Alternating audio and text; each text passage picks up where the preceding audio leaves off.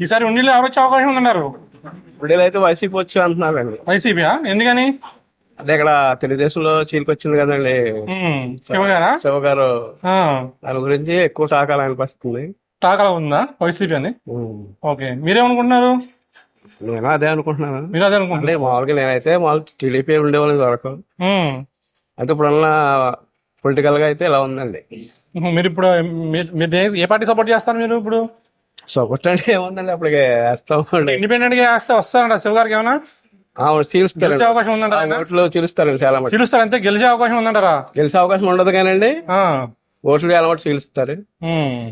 Okay. అది maximum YCP వస్తుందని అనుకుంటున్నారు ఎక్కువ. నేను ఇండి టాక్ అండి.